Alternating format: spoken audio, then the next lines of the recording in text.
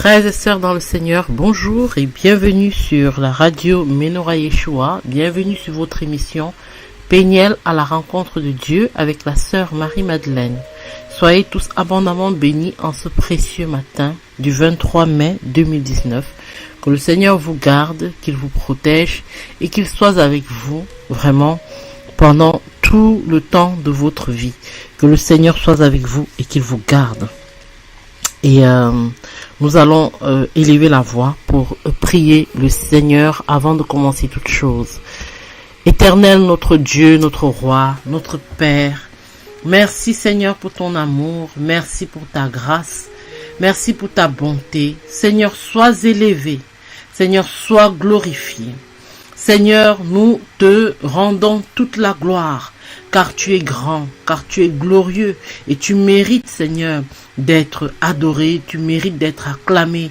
Et c'est pourquoi, Seigneur, nous venons, Seigneur, avec ce que nous avons dans le cœur, te chanter, te dire merci, te dire, oh Dieu, tu es grand, tu es beau et tu es fort.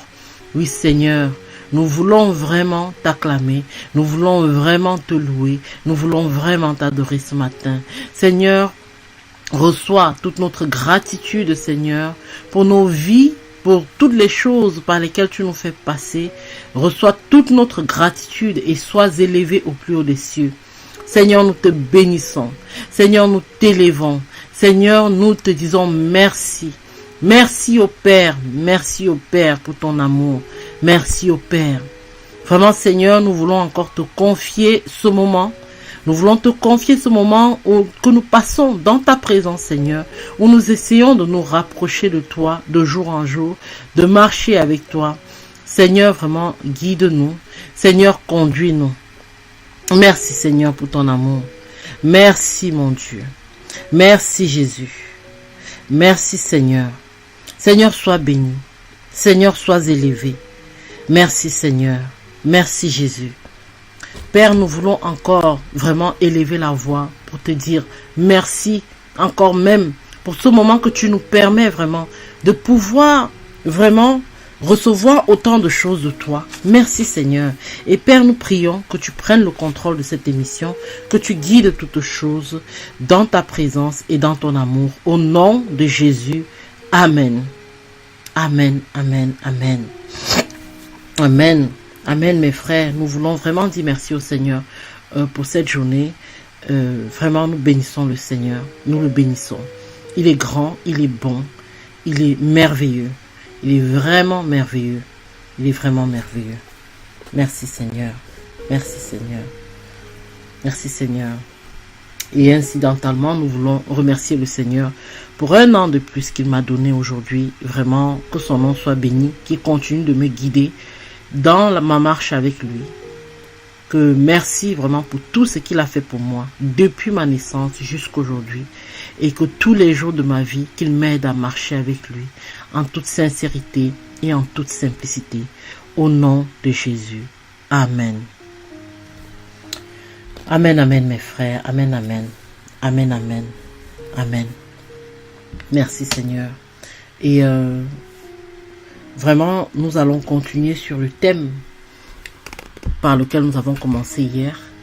Et enfin, sur le thème que nous avons commencé depuis le début de la semaine, qui est le thème de la famille. Et nous avons parlé les 2 jours précédents de l'amour, de l'autorité du mari. Et ce matin, nous voulons parler du rôle de la femme. Du rôle de la femme dans la famille. Parce que Dieu a établi les rôles, comme nous avons pu le voir en Éphésiens 5, à partir du verset 21. Dieu a établi les rôles de chacun dans la famille. Et il est important que chacun connaisse son rôle. Que chacun connaisse son rôle, afin que la famille soit unie sous l'autorité de Christ et qu'il y ait de l'harmonie dans la famille, que ce ne soit pas le désordre. Quand chacun connaît son rôle dans une armée, alors il n'y a pas le désordre. Regardez comment le prophète Joël décrit l'armée de Dieu, je crois que c'est au chapitre 2. Il dit qu'ils avancent très vite et personne ne bouscule l'autre. Personne ne bouscule l'autre parce que chacun connaît son rôle. Chacun sait quand il doit lever le pas et quand il doit le mettre par terre. Ils sont très nombreux. Donc vous voyez, le Seigneur a fait les choses en ordre et il serait bon de revenir au modèle divin. Nous avions aussi parlé de l'émancipation de la femme qui avait malheureusement causé le désordre dans la cellule familiale et même dans la société par ricochet. Et c'est pour ça que vraiment nous voulons encore vous rappeler, mes sœurs, vraiment de revenir au modèle biblique, de revenir à la parole de Dieu, qui veut que nous soyons un sexe plus faible, qui veut que nous soyons sous l'autorité d'un mari, pour celles qui sont mariées évidemment, que nous soyons sous l'autorité d'un mari et que ce soit notre mari qui dirige le bateau de notre famille. Il ne peut pas avoir deux capitaines sur un bateau. Il y a un seul capitaine qui dirige toutes choses, les autres suivent, ils obéissent aux ordres et ils aident le capitaine à atteindre le but que Dieu lui a fixé. Et pour cela, nous avons toujours notre texte guide de Éphésiens 5. Mais avant, nous allons d'abord aller en Genèse.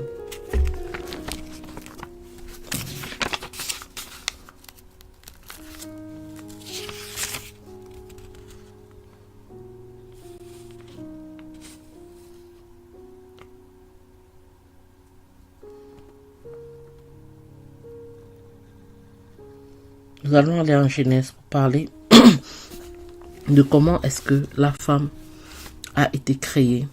Parce que c'est très important. C'est très important de voir comment la femme a été créée. Oui, oui. Et à partir de là, pour comprendre quelle est sa position dans la société. Et quelle est sa position vraiment dans... Pardon. Et quelle est sa position vraiment dans la famille, parce que Dieu a commencé toutes choses en créant une famille. Il a créé une famille. Et nous allons lire cela en Genèse 2 à partir du verset 19. Et nous allons faire une petite pause, mes frères, mes sœurs.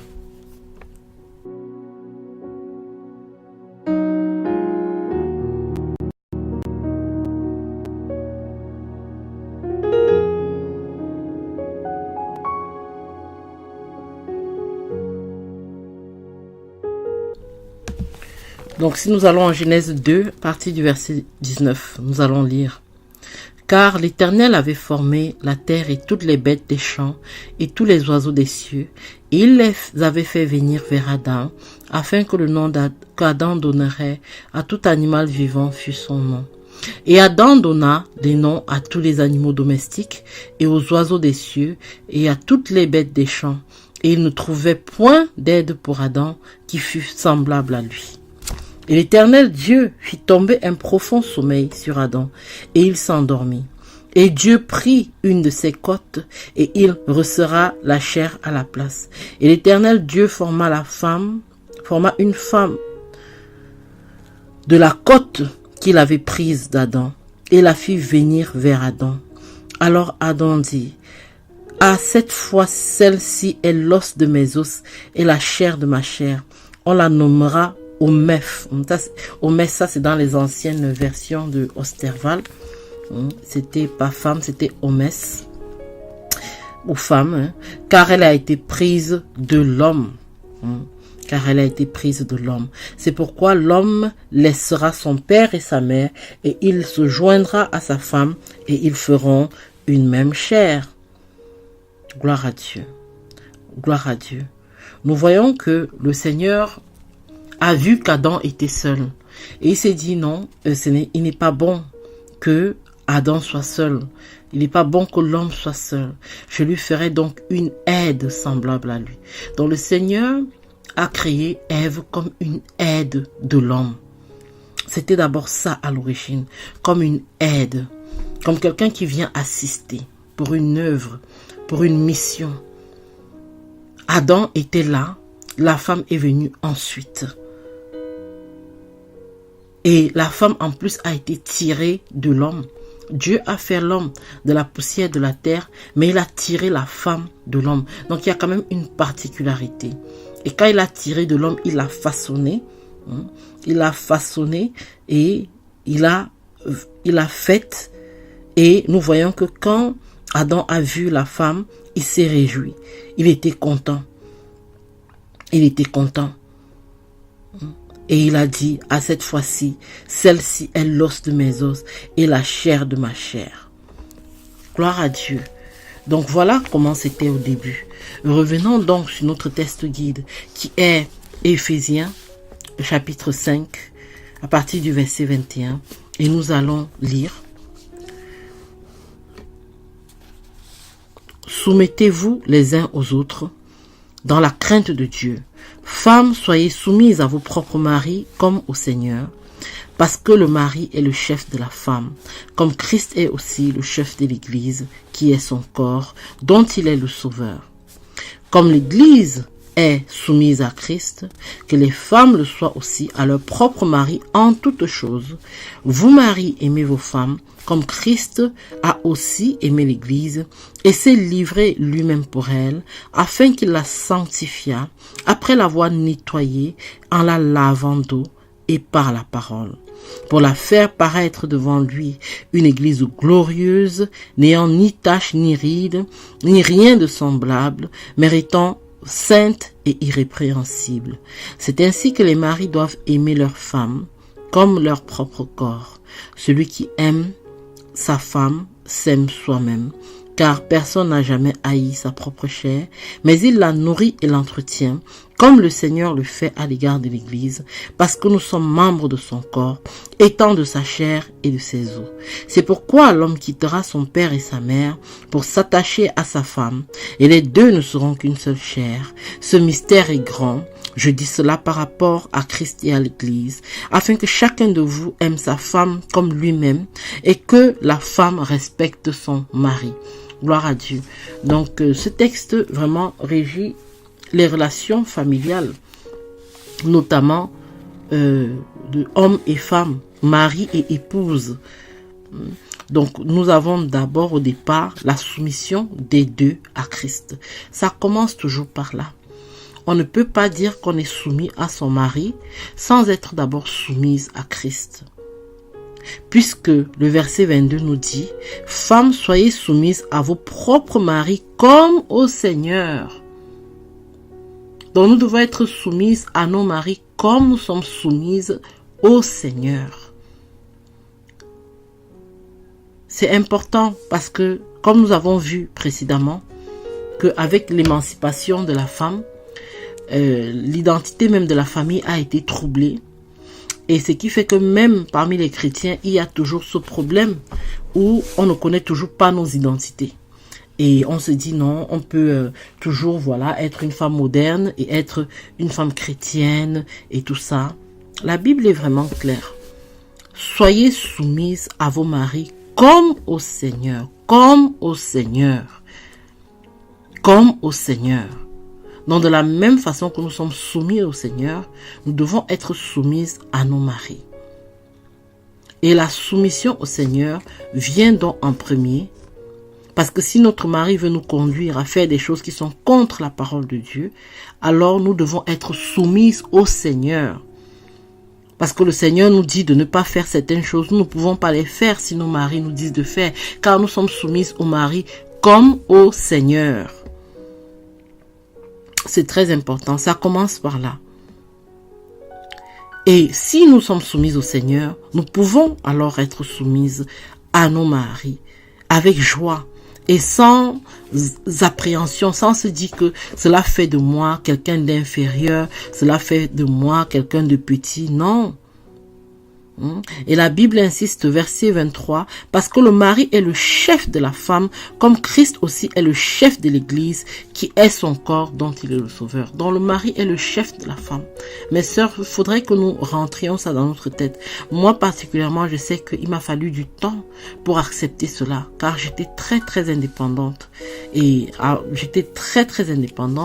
avant, je prenais toutes les décisions vraiment dans mon foyer, jusqu'à ce que vraiment je sois née de nouveau et que je commence à lire ces textes.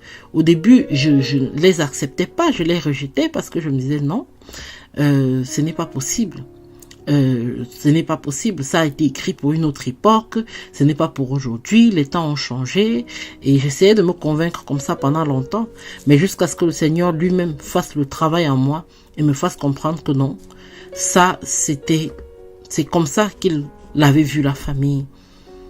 Et justement, quand cela s'est passé et que j'essayais justement de m'adapter à ce modèle, au modèle biblique, alors là, c'était difficile, même pour mon conjoint de l'époque. C'était très difficile parce que lui non plus ne comprenait pas pourquoi j'avais autant changé. Il était un peu déboussolé parce que il ne m'avait pas connu ainsi. Il avait déjà l'habitude que je prenais la plupart des décisions à la maison, que voilà, je faisais tout, même presque sans lui demander. Voilà, je pensais que voilà, c'est comme ça qu'il faut faire. Et on n'avait pas de problème par rapport à ça. Alors les problèmes ont commencé à arriver quand j'ai commencé à poser les questions. Qu'est-ce que tu penses? Qu'est-ce qu'il faudrait qu'on fasse par rapport à ceci? Qu'est-ce qu'il faudrait qu'on fasse? Et progressivement, c'était déboussolant pour lui-même. Et vraiment, la société nous a formatés à croire que le modèle, c'est vraiment, aujourd'hui en tout cas, que oui, c'est la femme aujourd'hui qui décide de beaucoup de choses dans les couples. Alors que ça doit être le contraire. C'est l'homme qui doit prendre les décisions. L'homme consulte la femme donne son avis, mais en fin de compte, c'est l'homme qui prend la décision devant Dieu. Devant Dieu. Et mes sœurs, je veux vous encourager. Ne vous dites pas que non, cela fait de vous quelqu'un de plus faible. Non, au contraire. Quand vous déchargez cette responsabilité sur les épaules de quelqu'un d'autre, vous vous sentez libre. Parce que vous n'êtes plus dans la peur. Oh, si je prends la mauvaise décision, oh, il faut réfléchir la nuit, les nuits sans sommeil. Non. C'est maintenant entre les mains de votre époux. C'est lui qui va faire face à Dieu. C'est lui qui va réfléchir dans la nuit et tout. Il peut vous demander conseil et vous lui dites, voilà, moi, voilà ce que je pense et tout. Et voilà, ça ne vous engage pas plus. Vous voyez, ça ne vous engage pas plus. Donc, notre rôle est vraiment allégé par le Seigneur. Nous voyons que le Seigneur nous a vraiment aimés et nous a allégé la tâche. C'est en voulant prendre la place de l'homme que notre tâche devient plus lourde, que les choses deviennent plus difficiles pour nous. Alors que le Seigneur veut nous faciliter la vie. Il veut nous faciliter la tâche. Mes frères, mes sœurs, ne nous laissons pas tromper. Vraiment, que le Seigneur nous aide à être soumises à nos maris. Que le Seigneur aide les femmes à être soumises à leur mari. Parce que quand les femmes sont soumises à leur mari, alors la famille est en ordre. Quand l'homme est soumis au Seigneur et la femme est soumise au mari, la famille est en ordre. Maintenant, vous pouvez avoir un conjoint qui n'est pas soumis à l'autorité de Christ. Mais cela ne change pas le fait que son autorité lui a été donnée de Dieu à la base, d'être le chef de la famille. Ça ne change pas le fait qu'il soit chef de famille. Ça ne change pas. Vous devez toujours être soumise à votre mari. Vous devez toujours être soumise. Le fait qu'il soit non-croyant ne change pas cela. Parce qu'il y a beaucoup de sœurs qui se disent, oui, bon, moi je crois, mon mari ne croit pas, donc moi je peux me rebeller. Non, la rébellion ne fait pas partie des fruits de l'esprit, mes frères, mes sœurs. C'est plutôt un fruit de la chair. Si le Seigneur a établi un certain ordre, nous devons respecter cet ordre-là. Nous devons être soumises au mari. C'est la parole de Dieu.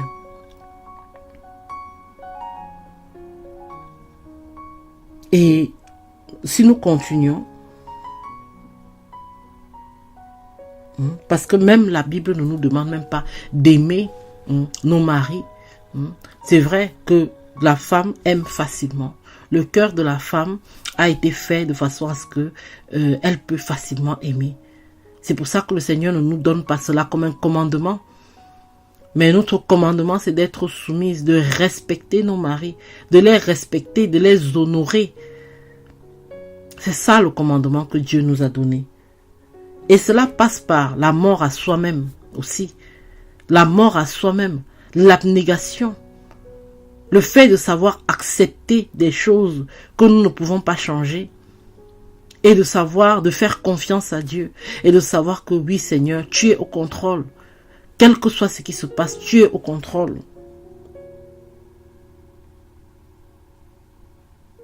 Et quand nous continuons au verset 24, comme donc l'Église est soumise aussi à Christ, que les femmes le soient aussi à leur propre mari en toutes choses. En toutes choses. Vous, maris, aimez vos femmes comme Christ a aussi aimé l'Église et s'est livré lui-même pour elle. Pardon. Afin qu'il la sanctifia après l'avoir nettoyée en la lavant d'eau de la parole. Donc en fait le mari, nous avons vu hier que le mari a un rôle important dans la famille.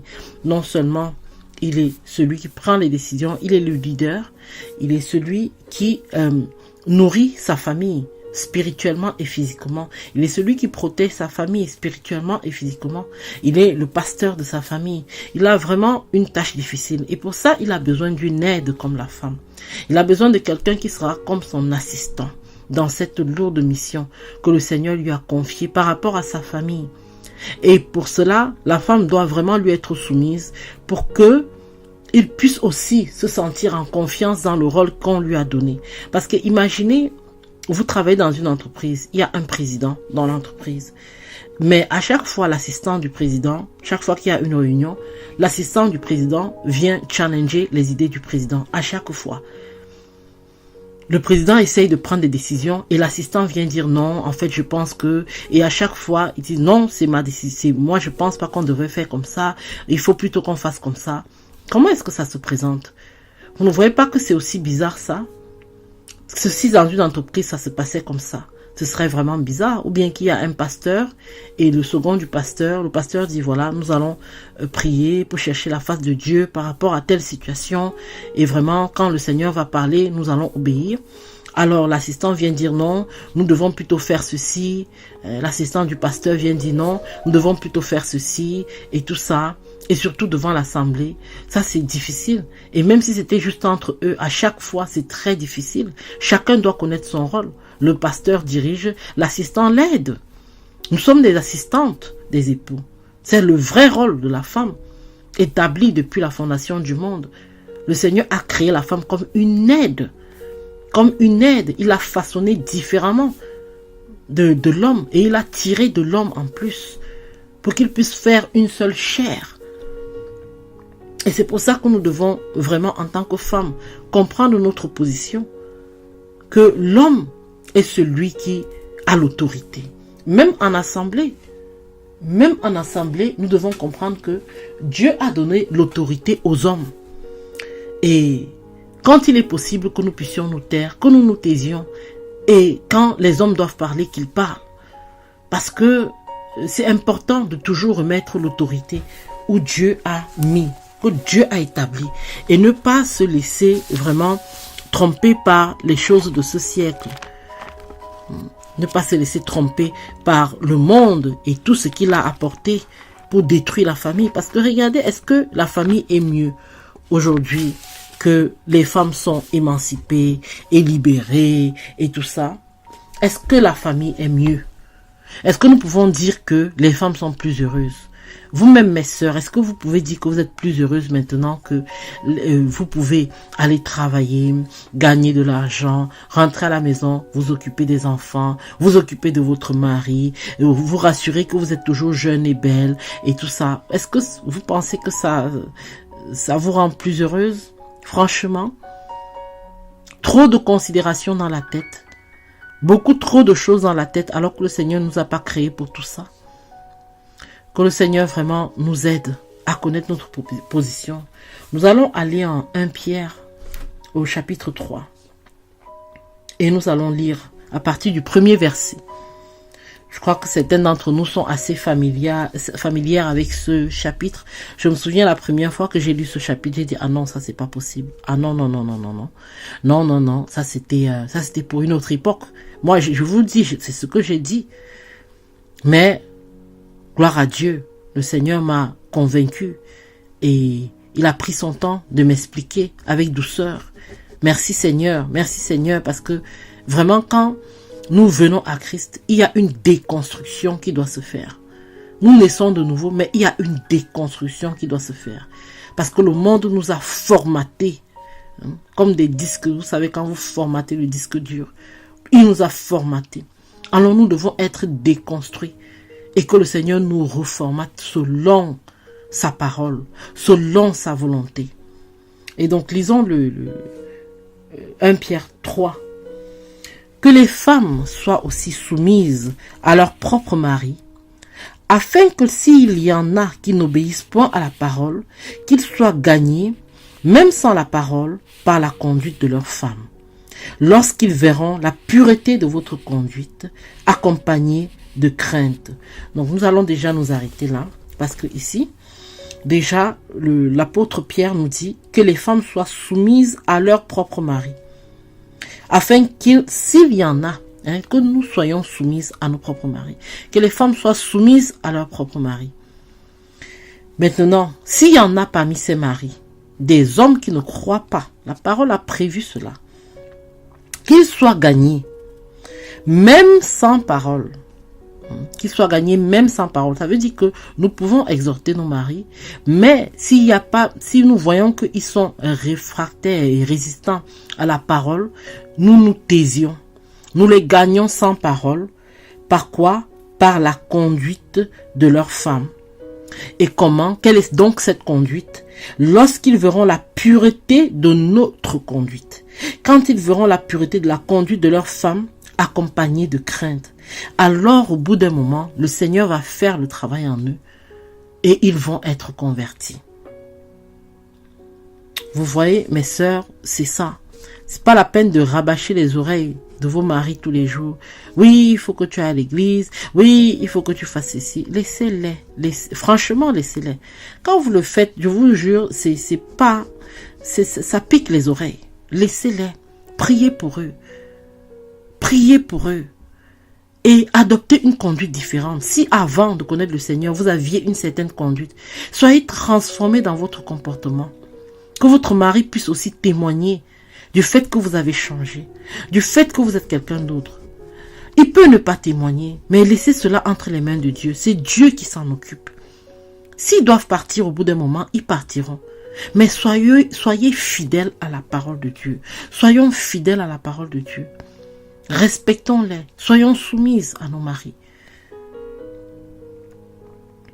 Nous allons au verset 3, là où il décrit même la parure de la femme, l'apparence physique de la femme. Parce que regardons la société dans laquelle nous sommes aujourd'hui. Les femmes doivent toujours apparaître belles, aguichantes, pour séduire. Satan a mis la séduction partout. Et la femme est là pour séduire les hommes, pour les faire tomber. Mais voilà comment la parole de Dieu nous dit d'être. Que leur parure ne soit point celle du dehors, la frisure des cheveux, des ornements d'or ou des habits somptueux.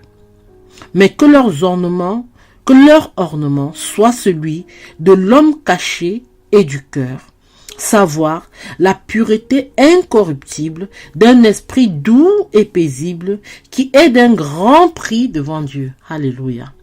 Voilà la vraie parure de la femme. Un esprit doux et paisible. Ce n'est pas tous les maquillages.